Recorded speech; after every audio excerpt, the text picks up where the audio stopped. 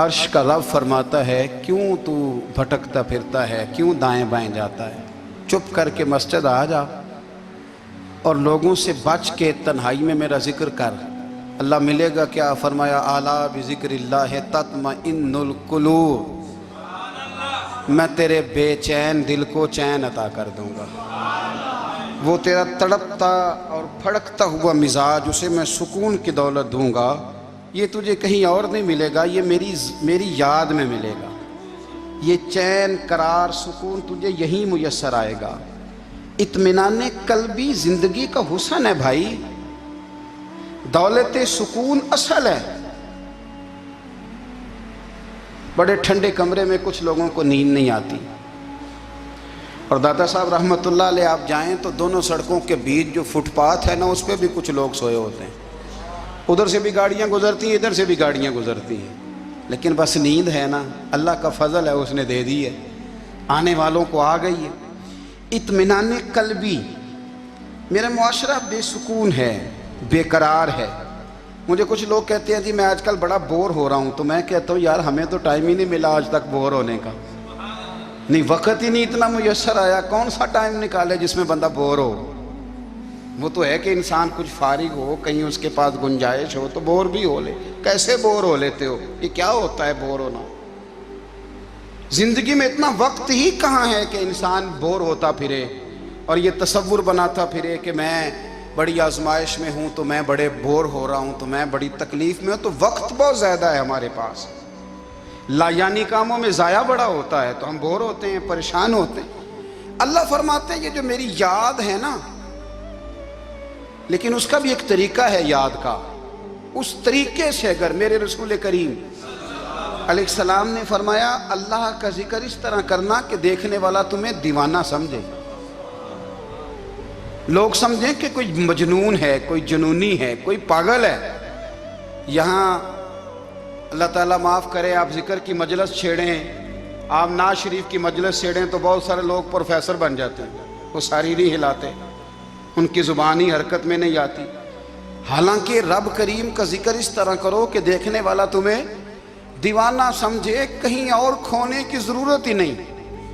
میرے حبیب گویا ہمیں فرماتے ہیں تو رب کے ذکر میں اس طرح کھو جا کہ تجھے دنیا کا خیال ہی نہ رہے، تجھے پھر دنیا کی ہوش نہ رہے۔ لیکن اگر نماز میں بھی خیال غیر آئے، ذکر میں بھی توجہ کہیں اور ہو، زندگی میں وہ عجیب لمحہ تھا، وہ میرے ساتھ تھا اور میں تنہا تھا۔ اگر ماحول یہ ہو کہ آپ کہیں جسم کے ساتھ تو موجود ہوں، روح موجود نہ ہو، تو پھر لذت ذکر بھی میسر نہیں آتی، پھر کیف نہیں حاصل ہوتا۔ یاد رکھیں کہ اس طرح کھو کے رب کی یاد کہاں سے کیف آئے؟ الجھ ہی بڑا گئے ہیں۔ وہ مستی، وہ سرور، وہ کیف جو اللہ کے ذکر میں ہوتا تھا، جو کبھی مرشد کامل کے سامنے بیٹھ کر لوگ اللہ اللہ کرتے تھے تو لگتا یہ تھا کہ یہ یہاں ہیں ہی نہیں، یہ تو کہیں اور چلے گئے ہیں، یہاں موجود ہی نہیں۔ لیکن اب وہ موج نہیں، وہ شوق نہیں، وہ درد نہیں، وہ ذہن نہیں۔ اقبال تڑپ کے کہا کرتے تھے خرد کی گتھیاں سلجھا چکا ہوں، یا رب مجھے صاحب جنوں کر دے، اللہ مہربانی فرما، وہ کیفیت دے، وہ سرور دے۔ زندگی میں اگر اطمینان چاہتے ہو تو کبھی کبھی سب کچھ بھول کے نا تو مست ہو جایا کرو رب کی یاد میں۔ کبھی کبھی چھوڑ دیں دنیا، چھوڑیں یار موبائل، کسی وقت کریں اس کو بند، چھوڑیں اس بات کا خیال کہ فلانے نے سلوٹ کیا ہے کہ نہیں کی، چھوڑیں۔ حضرت باجزید بستامی رحمت اللہ تعالیٰ علیہ فرماتے ہیں میں نے اعتکاف کبھی اپنی مسجد میں نہیں کیا، اس لیے کہ سارے ہی ہاتھ چومنے والے، سارے ہی پیار کرنے والے۔ فرماتے ہیں میں جب اعتکاف کرتا تھا تو میں بستام سے دور نکل جاتا تھا جہاں کوئی مجھے جاننے والا نہ ہو۔ اٹھ بلیا چلو تھے وسیے جتھے وس دینی سارے ینے، نہ کوئی ساڈی ذات پچھانے تے نہ کوئی سانو مننے، چل ادھر چلیں۔ اٹھ بلیا چلو تھے وسیے جتھے وس دینی سارے ہی انے، نہ کوئی ساڈی ذات پچھانے تے نہ کوئی سانو۔ اتنا شوق ہے سلوٹ کرانے کا، اتنا شوق ہے تعارف کرانے کا، اتنا شوق ہے اپنا بتانے کا، تو یہ چیز غلبہ کر جاتی ہے، پھر نام رہ جاتا ہے، روح نہیں رہتی، پھر وجود رہ جاتا ہے، پھر باطن کی کیفیت نہیں رہتی۔ خدا را اپنے آپ کو بے چین نہ کرو، بے قرار نہ کرو، بے سکون نہ کرو۔ رب کی یاد میں آ جاؤ، درود و سلام میں آ جاؤ، نعت کے حسن میں آؤ، تلاوت کی دنیا میں آؤ، سجدوں کے نور میں آؤ، آؤ کبھی کھول کے دل مسجد کی صفائیاں کریں، آؤ آؤ نہ کبھی کوئی بوڑھا، دادی نانی دادا ان کے پاس بیٹھ کے پیر دبا کے اللہ کو راضی کریں۔ یہ کیف والی جگہ ہیں، یہ سرور والی جگہ۔ اتنی بے چین ہماری زندگی ہے، بے قرار ہے، تڑپتے ہوئے لوگ، لڑتے ہوئے لوگ، ایسے لگتا ہے ابھی ایک دوسرے کا گریبان تھام لیں گے، بے قرار بے چین۔ کسی کو انتظار کا کہا جائے نا کہ 10-20 منٹ کسی کا انتظار کرو، تو بعض لوگ مجھے ایسے لگتا ہے جیسے یہ ان کا کلیجہ پھٹ جائے گا، ڈاکٹر کے انتظار میں بیٹھے ہیں تو بڑے پریشان ہیں۔ کسی کو ملنے گئے ہیں کو آدھا گھنٹہ بیٹھنا پڑ گیا تو بڑی دقت میں ہیں۔ اپنے آپ کو سکون دیں۔ آپ یقین کریں بڑا مزہ آتا ہے، کبھی کسی کا انتظار کرنا پڑے تو 2-4 تسبیح درود شریف پڑھی جاتی ہے، یعنی ذوق بن جاتا ہے کہ چلو اللہ نے موقع دیا ہے، کوئی سرکار کو یاد کر لیں، تنہائی مل گئی۔ ہمارا مزاج جس سختی کا شکار ہے، وہ سختی آہستہ آہستہ ہمیں زیادہ آزمائش میں ڈال رہی۔ تو میرے بھائی، زندگی میں اطمینان حسن ہے، اور وہ سب سے زیادہ اللہ کی یاد میں ملتا ہے، وہ سب سے زیادہ رب کریم کے ذکر میں۔ سب سے زیادہ جو چاہتا ہے نا دل ٹھنڈا رہے، زبان میٹھی رہے، وہ مدینے والے محبوب پہ درود و سلام پڑھا کرے، وہ حضور پہ درود و سلام پڑھا کرے، زبان میٹھی رہے گی۔ میرا ذاتی تجربہ ہے کہ جو آدمی اپنے اخلاق سنوارنا چاہے وہ حضور پہ درود شریف پڑھے، جو اپنے اخلاق سنوارنا چاہے، طبیعت کو ٹھنڈا رکھنا چاہے، وہ درود شریف پڑھے، اس کا دل سکون میں آئے گا۔ کچھ کام اور ہیں زندگی میں اطمینان کے لیے، ان کا ہونا بھی بڑا ضروری ہے۔ سب سے پہلے اگر آپ چاہتے ہیں نا زندگی میں سکون ہو تو حقیقتوں کا سامنا کرنا سیکھیں۔ آپ جو ہیں وہ رہنا سیکھیں، جو آپ نہیں ہیں وہ بننے کی کوشش نہ کریں۔ حقیقت کا سامنا کرو گے تو زندگی اطمینان میں آ جائے گی۔ ہم نے نا بہانے بنا لیے ہیں، ہیلے بنا لیے ہیں، جھوٹ کے سہارے اپنے آپ کو اونچا کر لیا۔ ایک آدمی سے کہا جاتا ہے تو رشوت نہ لے، تو کہتا ہے میں غریبوں سے نہیں لیتا۔ تو میرا سوال یہ ہے کہ امیروں کا حساب لینے کی اللہ نے تیری ڈیوٹی لگائی ہے، تیرے ذمہ لگایا ہے کہ تو امیروں کا حساب کر، تمہیں کیا ضرورت پڑی ہے؟ ہم نا بہانہ کرتے ہیں، رشوت لینے والے کا الگ بہانہ ہے اور سفارش والے کا الگ بہانہ ہے۔ حقیقت کا سامنا کریں، حقیقت کا۔ جو میرے ذمہ داریاں ہیں وہ میں نے پوری کرنی، جو آپ کی ذمہ داریاں ہیں وہ آپ جان نہ چھڑائیں، حقیقت پسند بنیں۔ میرے رسول کریم، پھر پڑھیے درود شریف صلی اللہ تعالی علیہ وسلم۔ حضور صلی اللہ علیہ وسلم نے فرمایا کہ میری بیٹی سیدہ فاطمہ الزہرا رضی اللہ تعالی عنہا صرف جنتی نہیں، جنتی عورتوں کی سردار ہے۔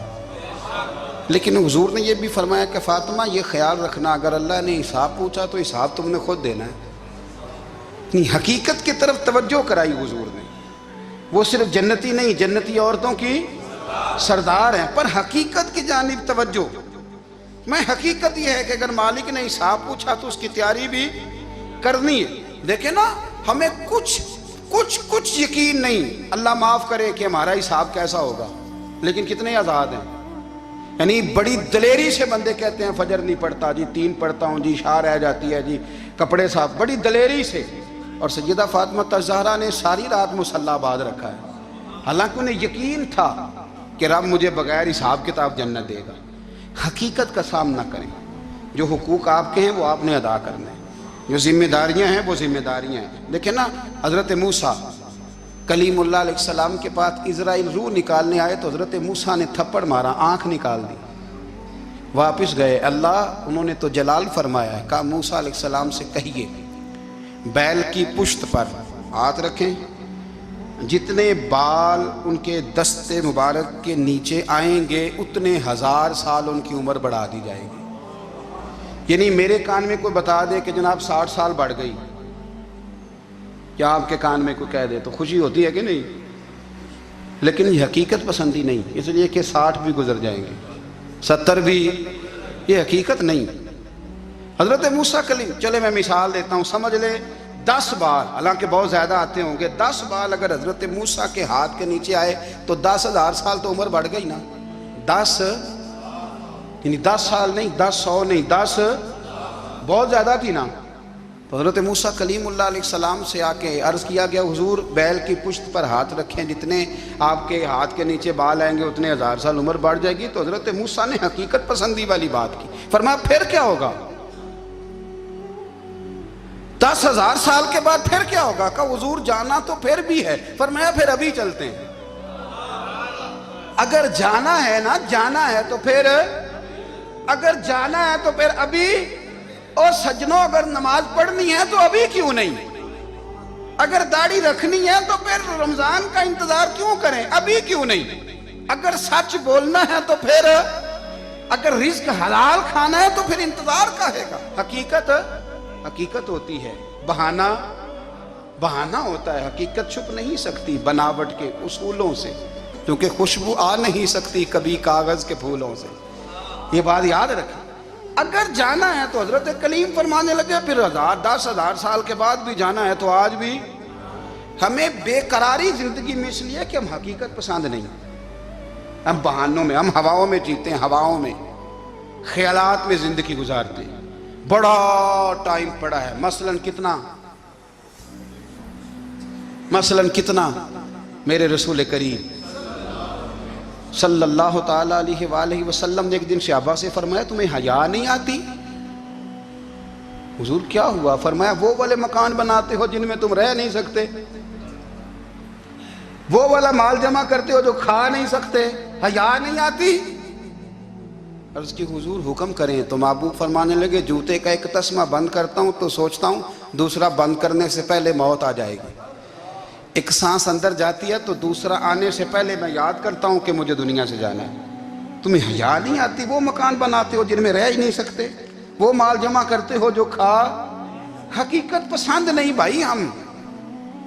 بہت سارے لوگ ہیں بڑی باتیں سناتے ہیں، بڑی، میں کہتا ہوں اصل میں نا زیادہ باتیں سنا کے نا بیچارہ اپنے آپ کو مطمئن کرنا چاہتا ہے۔ اصل بات یہ ہے کہ اندر سے نا ہلا ہوا ہے، کچھ بھی نہیں، بڑا زیادہ ہنستا ہے اور مجھے لگتا ہے کہ کوئی گہرا زخم چھپا رہا ہے۔ اس لیے ملمہ سازی، حقیقت پسند بنو، حقیقت پسند۔ یاد رکھنا من ترک صلاۃ متعمدا فقد کفر، میرے رسول نے حقیقت بیان کی، فرمایا جس نے ایک نماز بھی جان بوجھ کے چھوڑی اس نے رب کے رب ہونے کا انکار کیا، اس نے کفران نعمت کیا۔ یہ حقیقت ہے، کوئی کلیریفیکیشن نہیں، کوئی وضاحت نہیں۔ جو نماز نہیں پڑھتا، جھوٹ بولتا ہے، غلط بیانی کرتا ہے، جو شخص رزق حرام کما کے کہتا ہے کہ اس کے بغیر گزارا نہیں چلتا، وہ جھوٹ بولتا ہے۔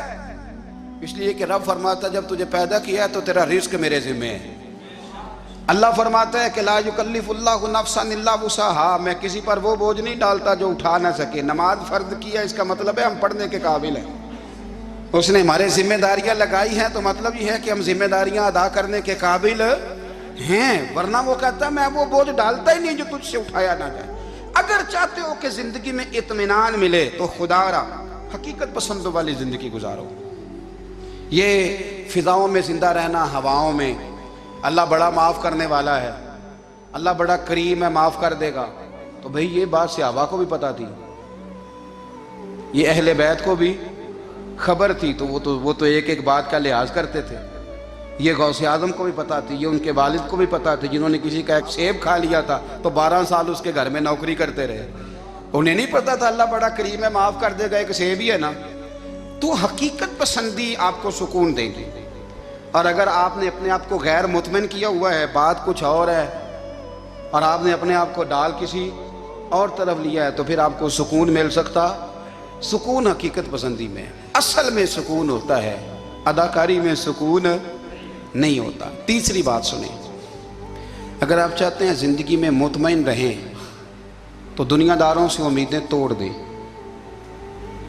اللہ اور اس کے رسول سے امید وابستہ کریں، اولیاء اللہ سے امیدیں وابستہ کریں، صحابہ اور اہل بیت سے امیدیں، اللہ اور اللہ والوں سے امیدیں، دنیا داروں سے امیدیں۔ آپ کو پتہ ہے دنیا دار کی تباہی کب ہوتی ہے؟ جب انہیں خوش آمدی مل جاتا ہے۔ چودھری کا بیڑا اس وقت غرق ہوتا ہے جب اسے چودھری کہنے والے زیادہ ہو جاتے ہیں۔ سیٹھ صاحب اور نواب صاحب بیچارے تباہ تب ہوتے ہیں بھولے پن میں، جب ان کے دائیں بائیں ریلا ہوتا ہے سیٹھ صاحب کہنے کا، لوگ انہیں کھانا چاہتے ہیں، پیار ان کا نہیں ہوتا، ان کی جیب کا ہوتا ہے۔ मोहब्बत उनसे नहीं होती, उनकी कुर्सी से होती है। जरूरियात का प्यार होता है, तबाह कर दिया जाता है। हमारी सारी तवक्कुआत दुनियादारों से वाबस्ता हो गई हैं। नाराज ना होना, पीरों ने, मौलवियों ने, दरवेशों ने, उन्होंने भी सेठ रखे हुए जलसों की सदारत कराने के लिए। यानी मजहबी जलसा है, उसमें बहुत जबरदस्त पढ़े लिखे साहिबे तकवा आलिम का खिताब है, और की सदारत वो बंदा कर रहा है जिसने इशा की नमाज भी नहीं पढ़ी। वो बंदा सदारत कर रहा है, क्यों? इसलिए कि उसने लाख रुपया दिया महफिल में। खुदारा दुनियादारों से उम्मीदें छोड़ दें, वरना आप कमजोर पड़ जाएंगे, आपकी उम्मीदें टूटेंगी। कितना कमजोर है वो शख्स जो 2-4 हज़ार के लिए किसी बंदे की चापलूसी करता है, उसके पीछे भागता है, खुशामदे करता है, थोड़े से नोटों के लिए। दुख सुख में काम आएगा इस काम के लिए। मेरे रसूल करीम अलैहिस्सलाम ने फरमाया, जिसने बंदों को राजी करते करते रब को नाराज कर दिया, उसकी दुनिया भी गई और आखिरत भी गई। और फरमाया, जिसने बंदों की परवाह नहीं की, अल्लाह को राजी किया, फरमाया अगर रब राजी हो गया तो लोगों के दिलों में भी मोहब्बत पैदा फरमा देगा।